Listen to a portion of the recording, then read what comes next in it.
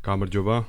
ეს Off the Radar show არის. მე მისი წამყვანი Ash Scholem გახლავართ და დღეს ჩემს სტუმართან ერთად, Matthew Collinთან ერთად ვისაუბრებთ ბრიტანული rave სცენის შესახებ და განსაკუთრებით რომანტიული მოძრაობის Desert Storm Soundsystem-ის შესახებ.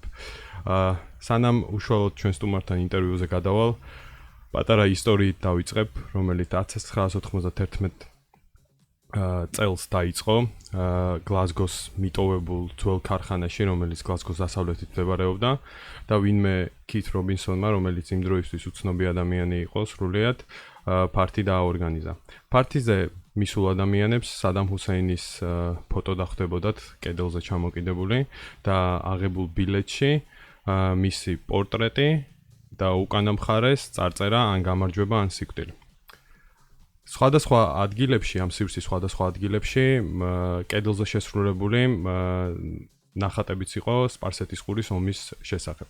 ეს იყო პირველი შემთხვევა, როდესაც ფარტი ერთის მხრივ იყო როგორც მუსიკალური მოცემულობა და ასევე პოლიტიკური გზავნილი. ალბათ თვითონ Keith Robbinson-ის ვერ წარმოიდგენდა, რომ მისი ეს იდეა მთელი ცხოვრების განმავლობაში აჩრდილივით დაყვებოდა ცხოვრების სხვადასხვა ეტაპზე. Desert Storm Soundsystem-მა Glasgow-დან დაიწყო მოგზაურობა და ბოლოს Sarajevo-ში დაასრულა. ამ ყველაფრის შესახებ ჩვენ რამდენიმე წუთში ჩვენ სტუმართან ერთად გავაგრძელებთ საუბარს, მანამდე კი ერთ ტრეკს მოვუსმინოთ. მოახო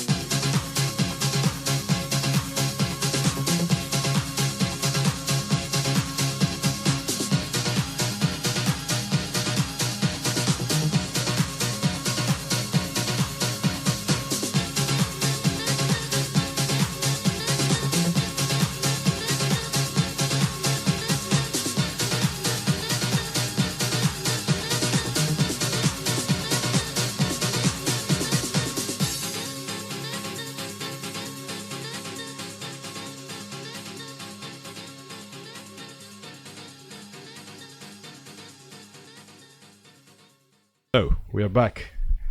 My guest today, as I mentioned already, is Matthew Collin, journalist and author of amazing book Pop Grenade. Thank you very much.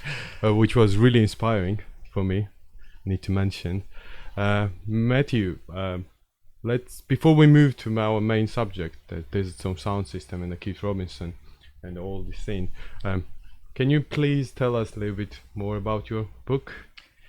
Well, this was a book of reportage based on a series of experiences I had over my journalistic career, and I wanted to that really meant something to me, and I wanted to go back to them a few years later and rewrite them with more material, giving more background to try and explain, why they had such an impact on my life at the time. And I started writing it, and then I realized there was a theme going through the 6 different stories, and the theme was the use of music as a political weapon, the use of music either to try and create some or support some kind of movement for liberation, or using music to create some kind of temporary paradise, or in some senses the use of music as a tool of propaganda, which I also looked at in one of the chapters. So it spans about, the stories in it span about 20-30 years, and they start out from my kind of earliest major interview as a journalist, which was with Public Enemy in New York in 1988, and obviously at that point Public Enemy were on fire. You were hearing them everywhere. They were the sound of revolutionary rap, and but massively inspiring, even to kind of a white kid from a provincial town, as I am, and was at the time. And so then it goes on through various other experiences. Berlin during the peak days of the Love Parade, and what the Love Parade meant for Berlin and how it contributed to the changing of the image and culture of Berlin. The Berlin we have today is not the Berlin that existed while the Berlin Wall was still there. It was a very different. It was seen as one of the grimmest cities on earth, and now it's seen as a massively exciting cultural capital of Europe. And the chapter that you've been talking about, Desert Storm Soundsystem, the illegal raves in Europe, and these kind of traveling anarchists with bass bins and hard techno, who the most romantic ideas probably in electronic music history. Did we see it as romantic at the time? That's very interesting that you describe it as romantic. I guess it is really, in the classical sense of romantic, rather than the connected to love. No, yeah. And there's also a chapter about Moscow during the Pussy Riot era, telling the story of Pussy Riot and the way that they dramatized the repressive nature of the Putin regime at that time. So and these were all these stories, I realized, were all connected by this kind of use of music as a political tool, either for change or in some cases for the opposite of change. We need to mention that in your book there is a chapter about Georgia, Boney M visiting South Ossetia. This was what one might call peak Saakashvili. It was when Boney M, or at least what we were told initially was Boney M, were invited to play in the village of Tamarasheni, I think it was, which is now on the other side of the front line, and it was quite a remarkable occasion in that this village, it's a classic rural village in that area. We all know what these villages look like. and they put up a stage outside the cultural centre there, and they got these Americans to come and sing, and they were doing all their classic hits, Sunny and Belfast and Daddy Cool and all that. And then suddenly there's this big hubbub, and Saakashvili arrives with his massive entourage.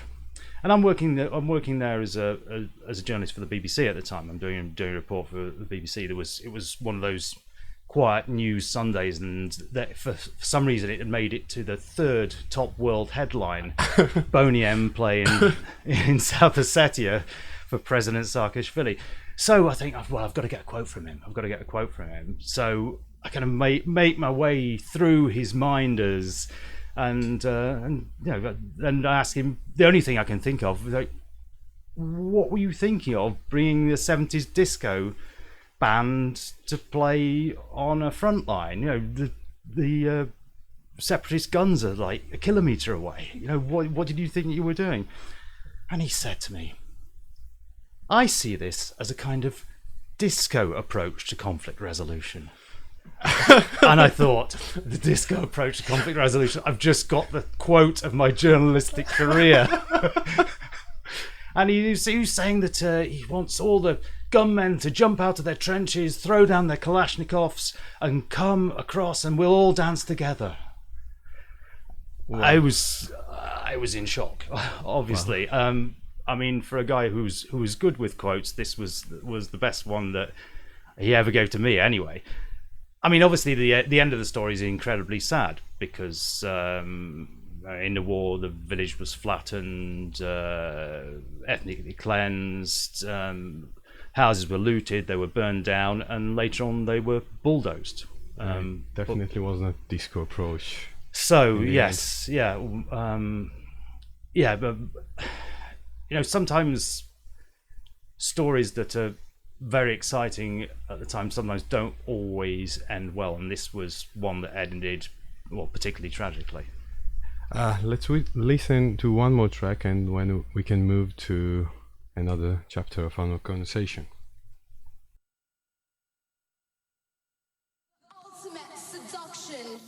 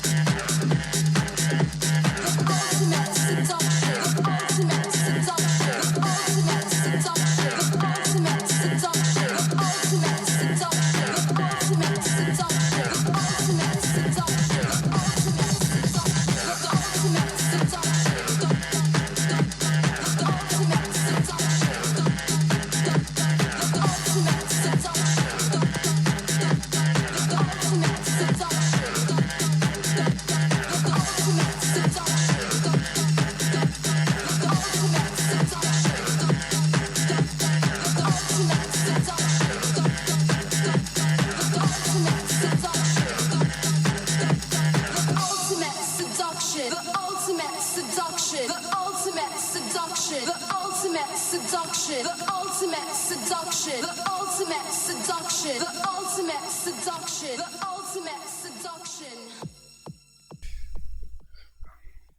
So, I would like to ask you about the sound system culture in general, and then we can move to technical spiral tribe. And stuff.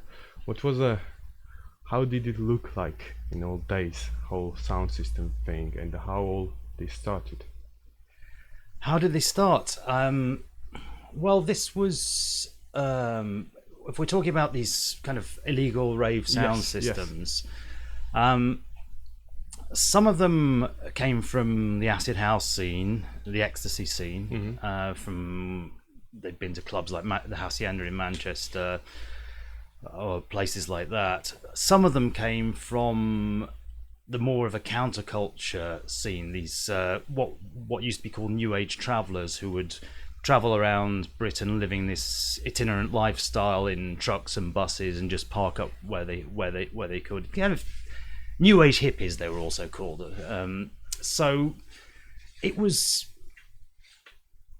It kind of came together when these people started partying together at the Glastonbury Festival, and the ravers, the people who've been going to commercial clubs where you paid to get in, and it was essentially a business, had got disillusioned with that, and they got on this kind of utopian trip where they thought this could change the world. They really totally believed in this acid house culture, this rave culture was a force that could transform the planet in the most extreme examples. And then the travelers, the hippies, well, they'd been listening to kind of psychedelic rock and punk, and then these ravers came along with this fantastic new music, this really exciting techno and house music, Sound and of also future. with some ecstasy. So this is where this came together. This is kind of the genesis of all this in the late 80s. And there was also, we need to mention that there was a technical movement which was kind of anti-corporate. Yeah, I mean, so you started getting these illegal raves around various places in the British countryside. So ravers and travellers would mass at a certain point, and they'd have a party in a field completely illegally. They'd occupy some farmer's field or some hilltop or something like that, some outdoor space for days on end, until they finally either drifted away or the police forced them out. This peaked in May 1992 at a place called Castle Morton Common, which is in the English countryside, one of those idyllic rolling green fields, and it was over a public holiday weekend, so it was a long weekend, and about 20 to 25,000 people arrived for this illegal rave. And what was happening was the media were reporting on it, and ravers were seeing this on TV or hearing about it on the radio, and getting in their cars and driving straight there. So the numbers at this illegal rave over this weekend became more and more and more, and it became a massive public scandal. We were these drug-crazed lunatics with their insane metallic music warping the minds of our moral panic children. of society. A moral panic, in the classic example. So at the end of that, various people were arrested, accused of being the organisers, and charged with this offence of conspiracy to cause a public nuisance. Now, if you're charged with conspiracy, that means that the sentence can be much, much bigger. So it actually becomes causing a public nuisance. Okay, they fine you. Maybe they'll take your equipment, but you're okay. But conspiracy, that's a big deal. So one of these sound systems, one of the most radical and noisy, their slogan was "Make some fucking noise," was called Spiral Tribe, and they looked iconic as well. They were all clad in black with big boots, shaven heads, very, very kind of charismatic group of people. Very, very hardcore. They didn't care about anything. They just would party until they actually dropped, basically, or they were arrested, as they were in this case. So a couple of their members were charged with this conspiracy offence. So they thought, we've got to the biggest we can get in Britain illegally. Now we're being chased by police helicopters. We're being charged with conspiracy. There's nowhere we can go.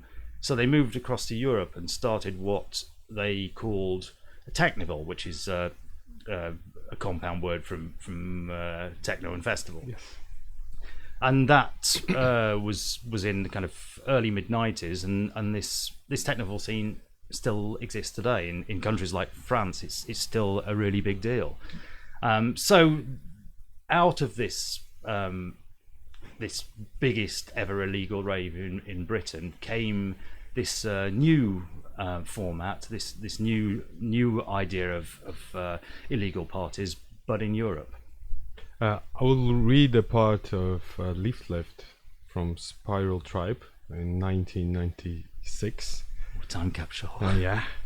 On top, non-stop. Technivals are hardcore, spontaneous, free-form events. Coalitions of sound system gravitate towards a spot, set up, and then play for as long as possible. The uniting factor is techno's relentless pulse. The only barrier is the one inside your head. And there's a bit of Technival 23, fuck me up hard style.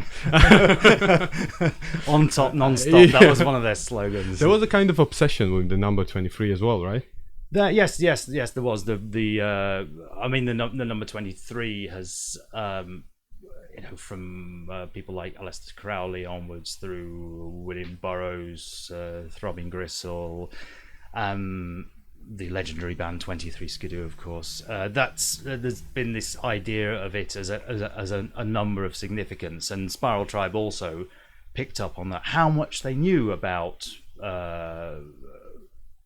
Aleister Crowley and his slogan, "Do what thou wilt shall be the whole of the law," I don't know, but that could very well have been their slogan as well. There was also that idea that escaping the clock, right? Yes, cheating time, escaping time. Yeah. But it was, they saw this as a lifestyle that you lived. It wasn't something you went to at the weekend and you paid your money and you had some entertainment and then you went home. They saw this as something that you lived full time, and it really was. It was quite remarkable because they were trying to push the limits in any way they could, staying awake for as long as they could, taking as many extreme psychedelics as they could, playing the hardest and fastest music that they could, looking as extreme as they could. They were really trying to, as they saw it, but kind of push the boundaries of consciousness. Did we do that successfully, do you think? Well, did we escape the time? The clock. Excuse me. I don't know if any of us can escape time. Well, Ash, but that's a bit too deep a question. Well, let's listen something from Spiral Tribe, and then we can move to our main conversation. Right. Yeah. Okay.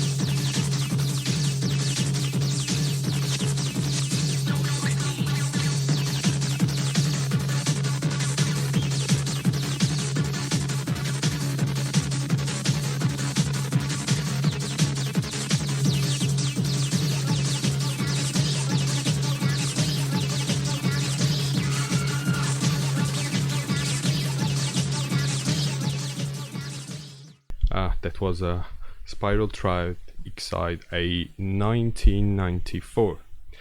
So when we met actually second time with our good friend, and I need to say big thanks and hello to Vladimir Ivkovic, who will listen a bit later our conversation.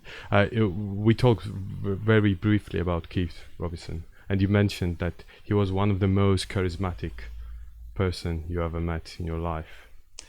Yeah, Keith Robbinson, incredible person, one of the most unique people I've ever met, I've ever had the good fortune to spend time with. And Keith Robinson started Desert Storm Soundsystem in Glasgow, as you explained, and they started off just running normal parties, and then he met one of the guys from Spiral Tribe, and Keith was saying that we're having a load of trouble with our parties because we're making money. There's like these gangsters coming in with knives, these machetes, and stealing our money and causing trouble. And I don't want anything to do with that, but I want to play this music. So the guy from Spiral Tribe says, "Well, why don't you do it for free? Do the parties for free, and then these guys won't come and bother you anymore because there won't be any money." And he thought, well, that sounds like a great idea, but how? And this was a person with an incredible force of will, a person who had like 10 ideas every 10 minutes. Some of them crazy, some of them he actually followed through with.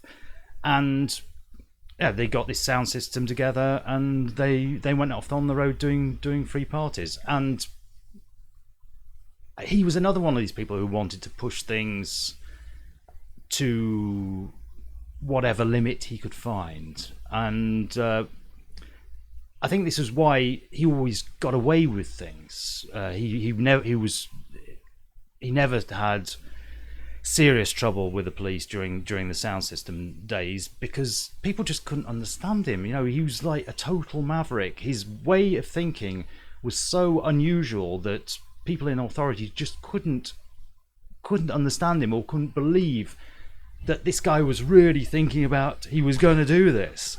I mean, the Desert Storm sound system trips to Bosnia during the war were one example of this.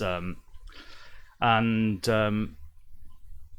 it all started was Desert Storm Sound System were playing at a protest against a law that was brought in Britain in 1994, which placed more limits on outdoor raves. Criminal Justice Bill. That's right. And so they were in Trafalgar Square, centre of London, playing illegally at this protest, when some guy comes up to Keith and leans in through the window, and he said, "Oh, don't bother me now. The police are trying to get me." And this guy goes, "No. Do you want to come to Bosnia?" And so, you know, being Keith, he said yes. So to take a truck, a battered old truck, not in very good condition, to across lots of borders, which at that time there was no Schengen zone, and you had to have papers for every single border, in the middle of winter to a war zone with no money, doesn't sound like a great idea to most people, but to Keith Robinson it sounded like a brilliant idea, and he made it happen. So they drove down to Bosnia. At some point they ended up in Tuzla. There was it was what was called what has been declared as a safe zone by the United Nations, which actually meant it wasn't very safe at all.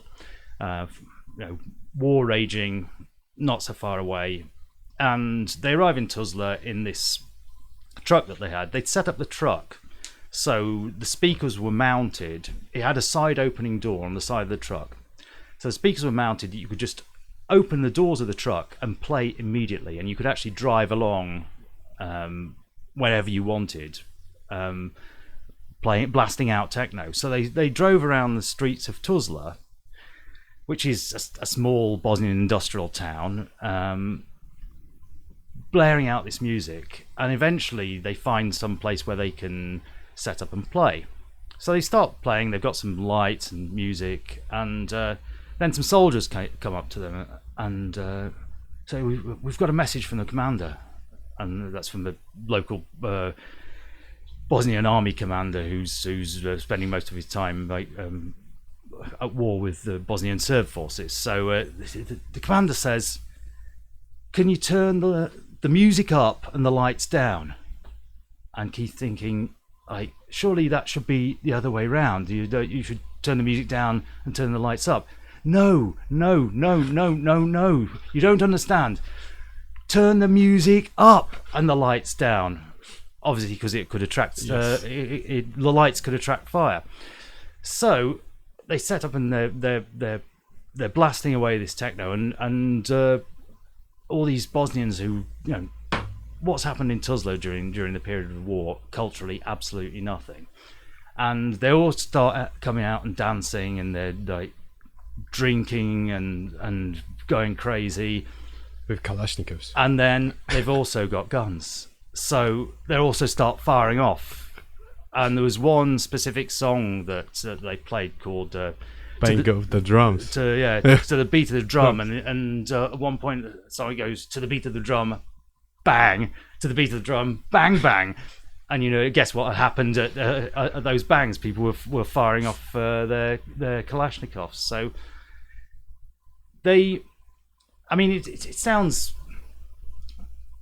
it sounds a bit weird. I mean, they were also transporting aid supplies as well. They weren't just transporting music, but it does seem a bit weird to go to a country that's kind of in the middle of a long and brutal war and with a sound system and play techno music. But I mean, I asked Keith about this a few times, and what he said was he kind of saw it as some kind of cultural aid, in that, you know, in a war situation, you need food supplies, you need water, you need shelter, you need safety.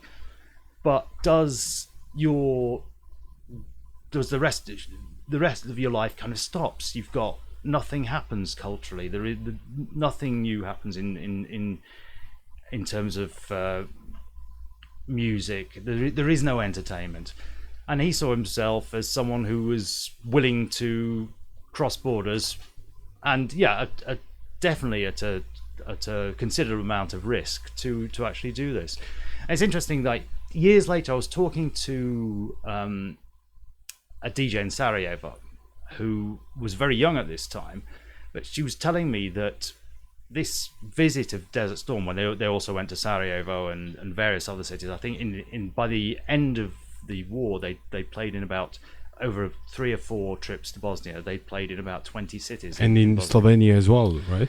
Yeah, that's right. And this woman said that a lot of people who are DJs today in Sarajevo were actually inspired by this visit back in the war years in the 90s by Desert Storm. I thought, I wish I could tell Keith that. Yeah. In that period, it was like unbelievable. But in that documentary, Storming Sarajevo, he's saying that everyone would ask me a question: why to take sound system to the war zone? And it was kind of the main line of his life, that answering that question, why you are taking the sound system to the war zone. And he also mentions that the most of aid, humanitarian aid, includes, to a Muslim country you may send the pork, which is made by pork sausages, and if we understand that you are sending pork sausages, there will be riots, but we are sending the music because we actually believed in the power of the music. I think this is the romantic idea of I mean, romantic, I mean, from this vantage point many years further on, it does seem romantic, but it was kind of deeply felt of the, I mean, of course there was this thing of, you know, where's the furthest out I can go? Oh yeah, I'm going to drive a sound system to a war. what's the craziest thing I can possibly do and get away with it? I'm going to do that. That's what he was like. But there was also this thing of that he believed in the power of music as something to bring people together, to make people feel good, and that was what he could give himself in terms of aid. So he was going to go and do that, whatever hardship that it cost him. And the thing is, people were willing to follow him, people were willing to go with him because he was that kind of person. This incredible charisma. He had some crazy scheme, and he talked about it, and you thought, that sounds like a really good idea, Keith. I'm up for it. So there was a Desert Storm Soundsystem DJs there, Keith Robbinson, Danny from Manchester, and Yes. James from Nottingham, right? Yes, yeah. Well, James, I think, is originally from Yorkshire. I think he's back there now. Yeah, and various other people, and at different times. But those in the times that I knew them well, those were the three main DJs. And just to imagine to set up sound system and track, even turntables and everything, and playing in war zones, it's like unbelievable, absolutely unbelievable. Well, they'd been doing it at these protests in Britain, which I guess was kind of some kind of practice run for this. Something bigger. Yeah, they've been they drive into the centre of protests, where at that point playing music at a protest was really problematic. The police were really very much against it because of the illegal rave years and this massive tension between ravers and police over a period of several years. So they just drive into the middle of the protest. You take the keys out of the truck, and they throw them to someone in the crowd who was waiting to catch them, and they'd run off with the keys, so the police couldn't get the keys and drive the truck away, and then they'd start blasting the music. Wow. So let's listen now to that iconic track, to the beat of the drum, bang.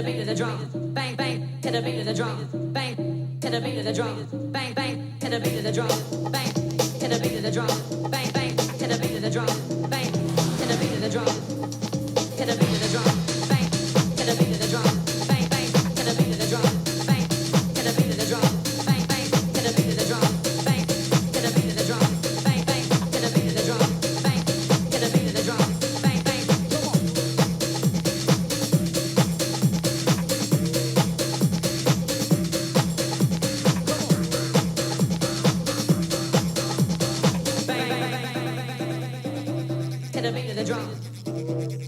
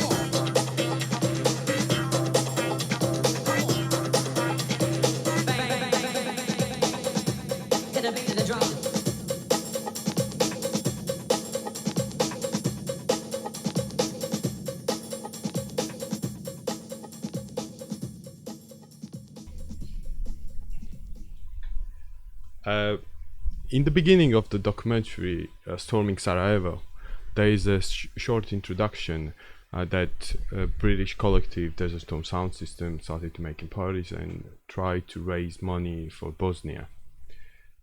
Why for Bosnia? Because in that period there was a civil wars going on everywhere, and why they had that kind of connection with Tuzla? Was it because that Tuzla was famously kind of left-wing city which made some kind of solidarity effort to British miners protest? Or That I don't know. I think on their first trip they were travelling in this convoy called the Workers' Aid Convoy, which was kind of trade union syndicates organised aid convoy. I mean, the Bosnian War felt very close to us. I mean, it was the most horrific conflict in Europe since the Second World War. It was also very well reported in Britain by, there was some incredible journalism that was done during that time that really brought this very close to us. The fact is also Yugoslavia, which Bosnia was part of, British people used to go on holiday to Yugoslavia until just a few months before the war. It was you go to Greece, we could go to Yugoslavia, it's a bit cheaper, and lots of people would go to Yugoslavia on holiday. So we had this connection. This wasn't somewhere this wasn't for us Chechnya, which we barely heard of before the first Chechen War. This was somewhere where we used to go on holiday. So the connection was very much closer. It's weird when I can still see these television pictures. There was incredible reporting by journalists who discovered concentration camps and got out the first footage of these concentration camps. And we hadn't seen something like this so close to us since the Second World War, which for our generation was already in the past. This was something that you're growing up and you think you're in this state of peace, and we were in this kind of post-acid house feeling of kind of goodwill, blissed out maybe, and then this, and so I think it affected a lot of people very, very, very strongly. There's a fragment in the movie and documentary Storming Sarajevo, which obviously is a trip to Bosnia, that the Keith is saying that look what Croats had done to the city. I think it's Tuzla already, and he said like it's their city, it's not like something far from them. Why were you doing that? And there was when they are on the road, he's screaming, "Yeah, viva la Bosnia, viva Bosnia!" But he felt pretty close to that conflict because I don't know, like as you mentioned, maybe because Brits had the connection, culture-wise or something. And it was. I mean, for instance, you would see a lot of news about Bosnia and Herzegovina on British television, whereas, say, the war in Nagorno-Karabakh, you would see very, very little. This didn't. It registered very, very strongly in the collective consciousness, and there was a feeling that we should do something. Yeah, we're a bunch of idiot ravers. What can we do? But everyone had this feeling something should be done. We should do something. And for Keith Robbinson, a person with a lot of ideas, he decided he was going to go and do something. He was going to do whatever he could, which was go and play techno. In the introduction in Georgian, I mentioned that probably Keith Robinson would not imagine that the rave and the war would be like two things would never leave him until his life. Yeah. Yes, it was. In the book, I talk about we were good friends for a certain amount of years, and then lost touch, and then I was reading a Scottish newspaper, which was talking about a deployment of Scottish soldiers to Afghanistan.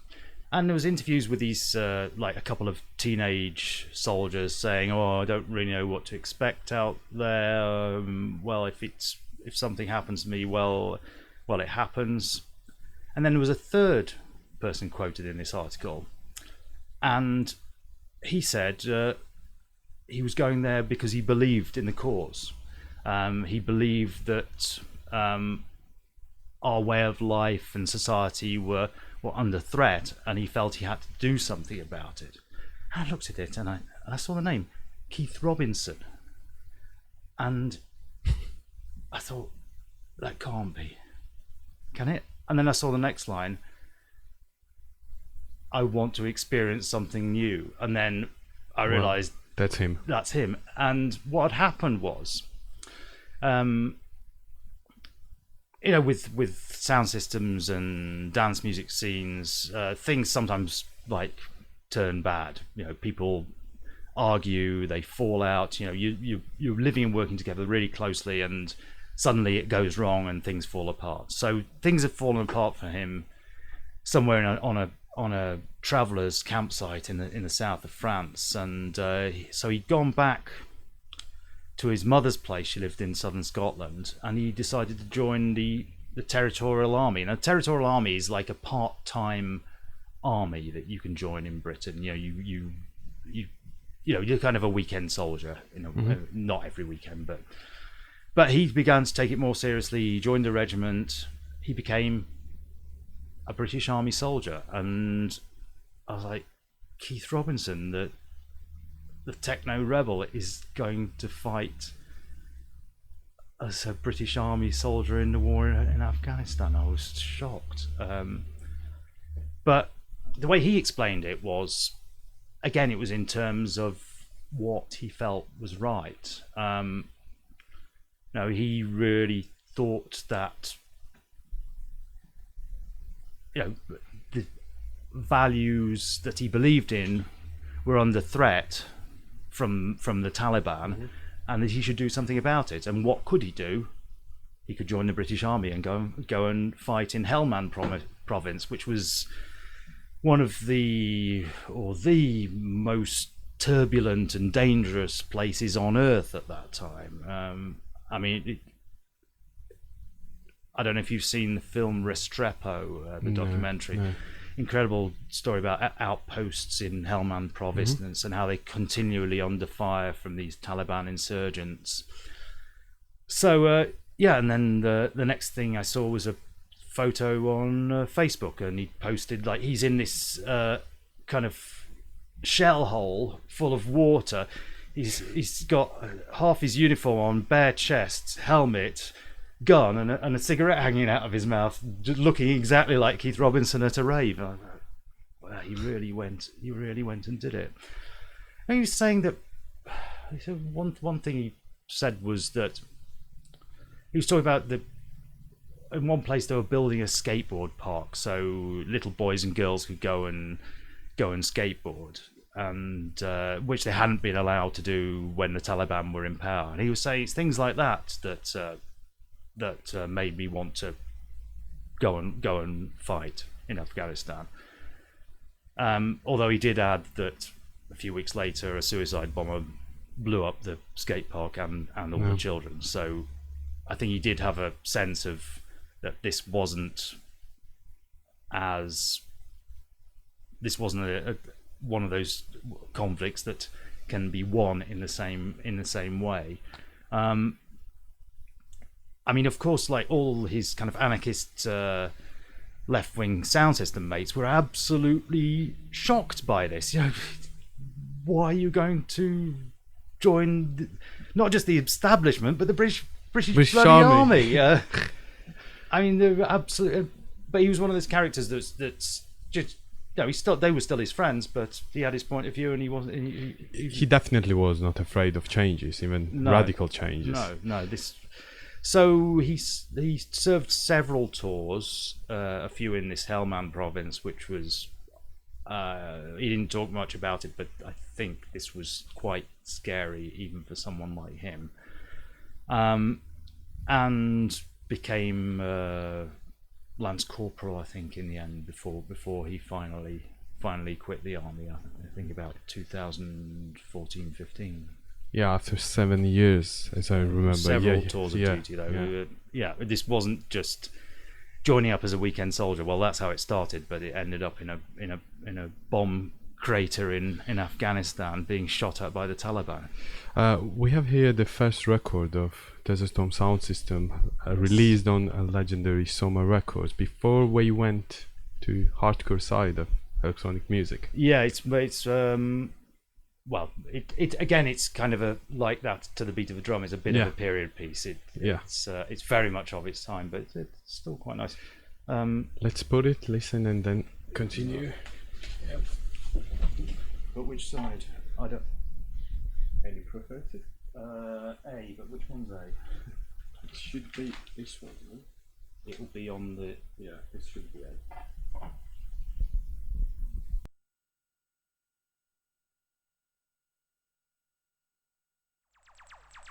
There was quiet in Baghdad after the first 2 or 3 hours of attack. The sky was lit then by almost constant streams of anti-aircraft fire, red and yellow, looping and swirling everywhere. Bright flashes illuminated the horizon. There was what could have been a directive on a power station, and yellow light.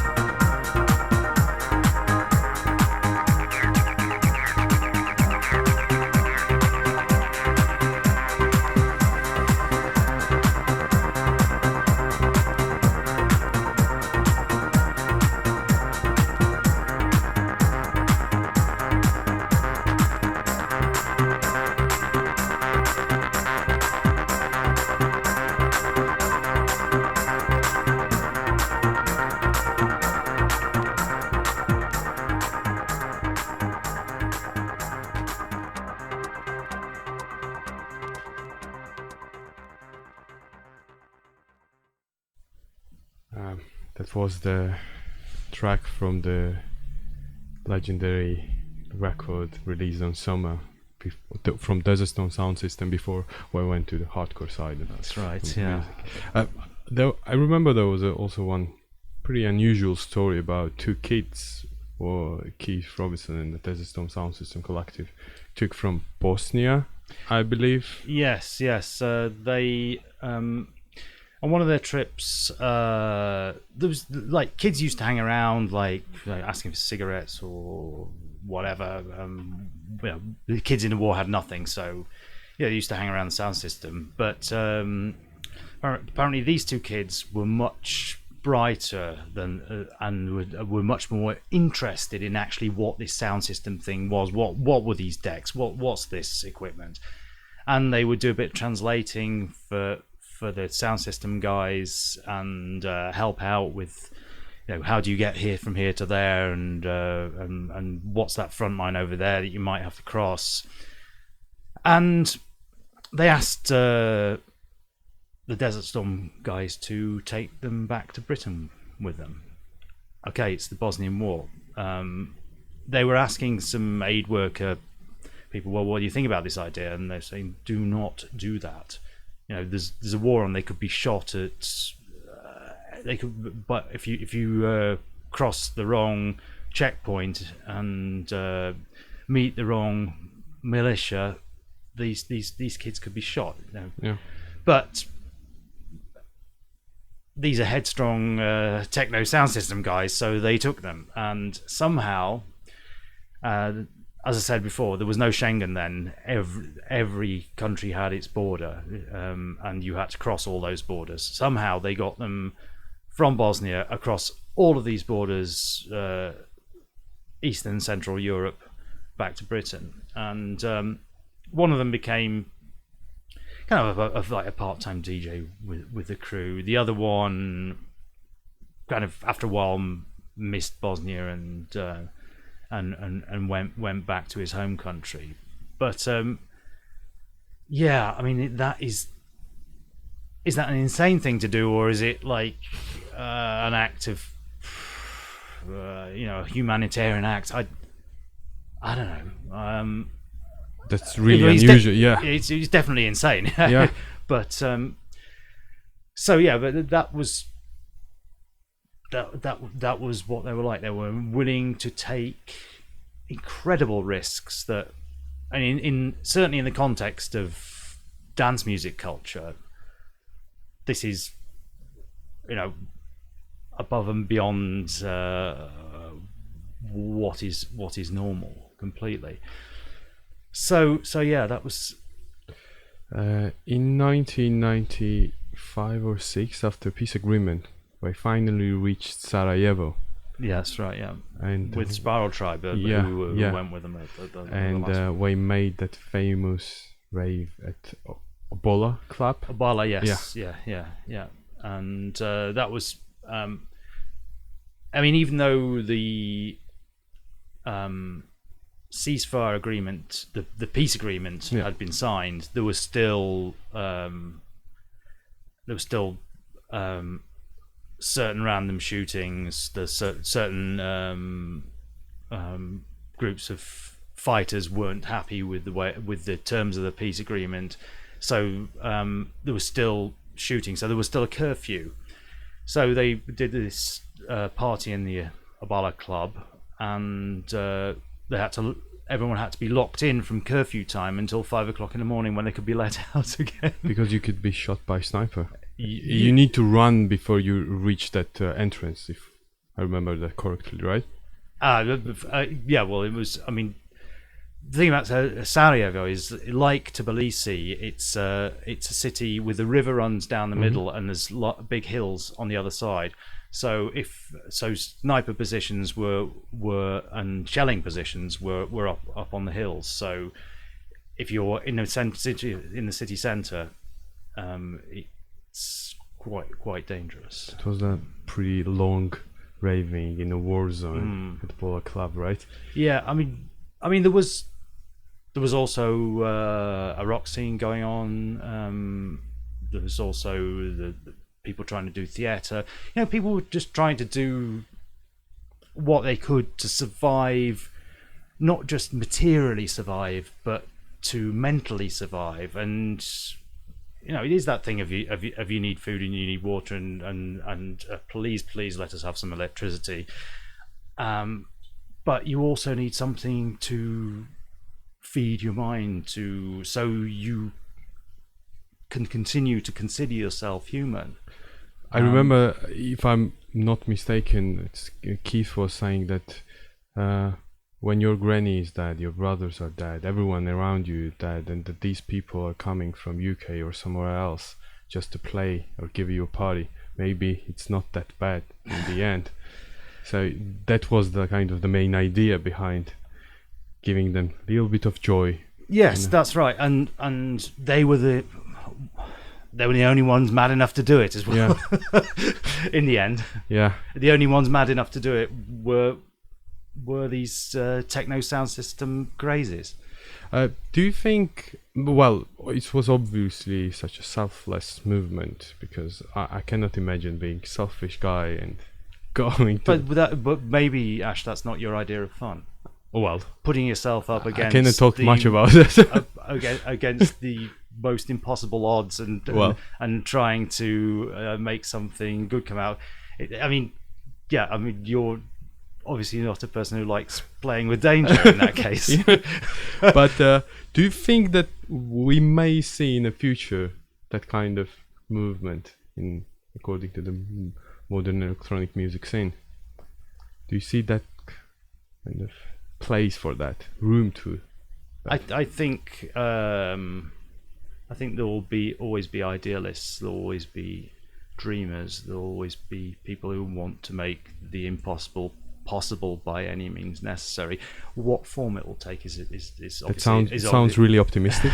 Is obviously a different question, but I think that there is amongst a certain people and within dance music, electronic dance music, which is an incredibly kind of hedonistic and carefree culture, but there still are those people who and corporate as well, and commercialized and etc etc etc, but there are still people within that who want to do something altruistic, do something that has a meaning and a significance. So, but yes, what form that will take, we'll see. Do you think that it was like there was a part of political side for Keith and other guys who joined him on this crazy ride, that was also the passion for music, right?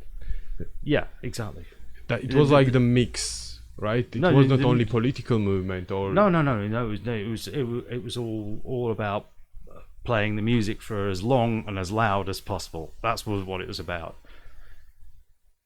That, I mean, I can talk about Keith Robbinson for hours, but I think we kind of reached our limit. But at the end of our conversation,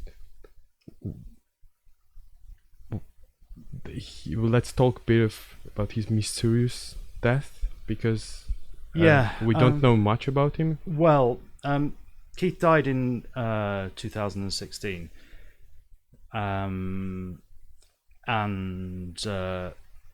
from what we know from the inquest into his death, according to his mother, he'd been suffering from depression for quite a significant period and was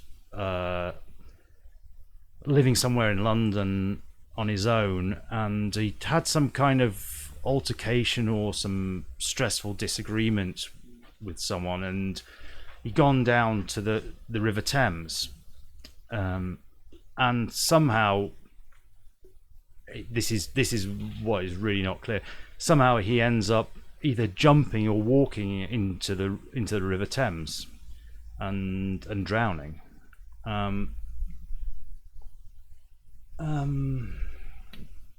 mean, the coroner, the official who presides over the inquest after someone dies, the coroner said in his conclusions that he didn't think it was a suicide.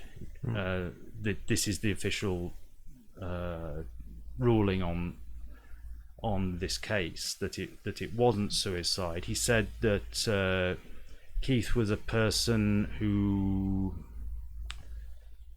liked to be involved in what the coroner called daredevil activities, and that I don't know what he was suggesting, that he just kind of thought he could jump in the Thames or something, and the coroner, in the official decision on Keith's death, ruled that it was accidental.